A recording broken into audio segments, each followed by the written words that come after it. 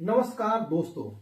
जो कभी शेर की दहाड़ थी लेकिन आज चुपके से कोने में बैठे रो रही है।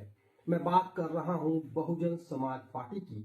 वो नीला हाथी जो कभी उत्तर प्रदेश को रौंदता हुआ चलता था, पूर्ण बहुमत की सरकार बनाता था, लेकिन आज संसद में पूर्ण बहुमत शून्य की ओर बढ़ रहा है। क्या हुआ इस दिग्गज पार्टी का? क्यों मायावती जी की ये ताकतवर सेना आज हाँफ रही है?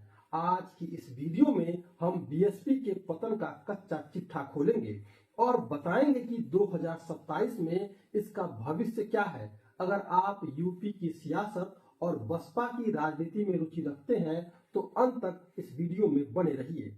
दोस्तों, फ्लैशबैक में चलते हैं। 1984 में मान्यवर काशीराम जी ने बीएसपी की नींव रखी थी। मान्यवर काशीराम जी का सपना था कि दलितों, पिछड़ों और अल्पसंख्यकों को सत्ता की चाबी दी जाए। बहुजन हिताय बहुजन सुखाय का नारा गूंजता था। फिर आई बहन मायावती जी, जिन्होंने 1995 में पहली दलित महिला सीएम बनकर इतिहास बना दिया। 2007 में तो बसपा ने कमाल ही कर दिया।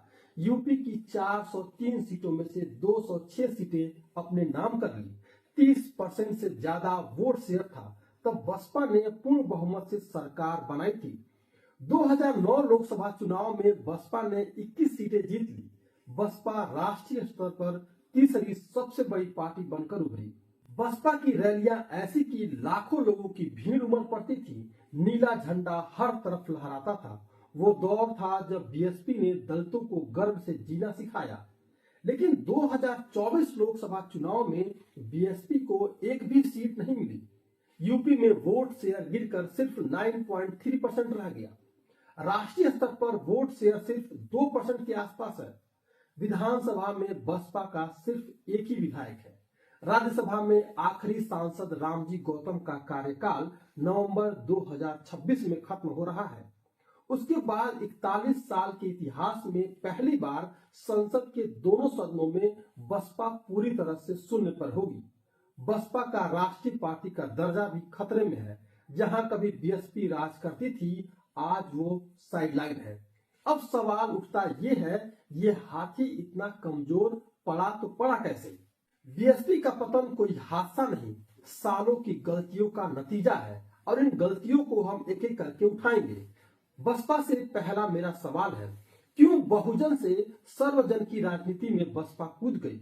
2007 में दलित ब्राह्मण गठजोड़ बनाया, लेकिन ब्राह्मण वोट भाजपा के पास रहे और कोर दलित वोटर बसपा से नाराज हो गए।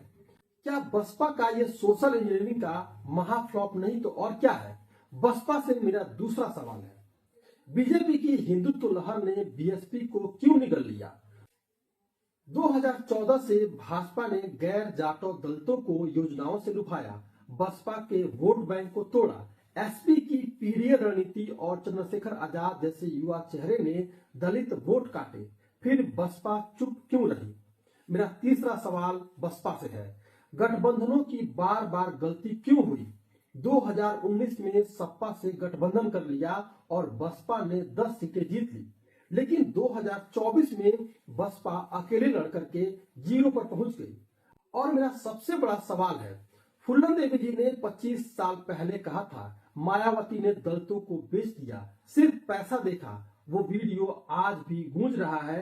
क्या फुल्लन देवी ने ये बात सही कही थी?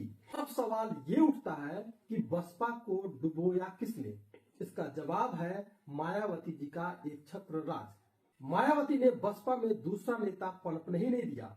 काशीराम जी के साथ ही नसीमुद्दीन सिद्दीकी, स्वामी प्रसाद मौर्य, राम अचल राजभर जैसे दिग्गज नेताओं को मायावती ने पार्टी से या तो निकाल दिया या फिर ये नेता पार्टी छोड़कर चले गए। मायावती ने 2025 में आकाश आनंद को बार बार पार्टी से हटाया और फिर पार्टी में बहाल किया, लेकिन अब दिसंबर 2025 में आकाश के घर बेटी का जन्म हुआ, मायावती जी बुआ दाती बनी और आकाश आनंद नेशनल कोऑर्डिनेटर बन गए। लेकिन क्या ये परिवारवाद नहीं है? पार्टी में असंतोष है और कैडर निराश। बसपा के डूबने का दूसरा जिम्मेदार भाजपा की मास्टर स्ट्रोक रणनीति है और एसपी की पीडीए फॉर्मूला बसपा को ले डूबी। इसके अलावा नए दलित चेहरे जैसे चंद्रशेखर आजाद ने बीएसपी का स्पेस ले लिया। बसपा का संगठन कमजोर है। इसके अलावा बसपा का जमीनी काम जीरो है। सिर्फ मायावती का सेंट्रलाइज कंट्रोल है। अब सवाल ये उठता है कि क्या बसपा ने अपना मूल बहुजन एजेंडा छोड़ दिया है? अब सबसे महत्वपूर्ण सवाल ये है कि बसपा का भविष्य कैसा होगा। बसपा के लिए 2027 में यूपी चुनाव बड़ा टेस्ट होगा। मायावती जी कह रही हैं कि अकेले लड़ेंगी, गठबंधन से नुकसान हुआ है, पार्टी को रिवाइव कर रही हैं, ओबीसी और मुस्लिम भाईचारा कमेटियां बना रही हैं, आकाश आनंद को आगे बढ़ा रही हैं, मुस्लिम आउटरीच शुरू कर रही हैं, दलित मुस्लिम ओबीसी गठजोड़ की कोशिश है, लेकिन चुनौतियां विशाल हैं। यूपी में भाजपा की पकड़ इस समय मजबूत हो चुकी है।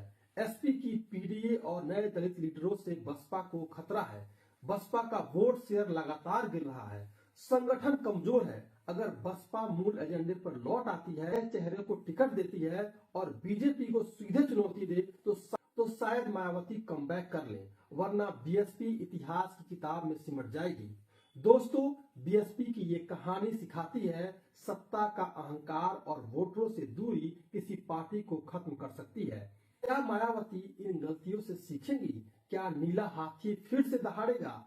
आप बताएं कमेंट करके हमें। अगर वीडियो पसंद आए तो लाइक, शेयर और सब्सक्राइब करें। जय भीम, नमस्कार।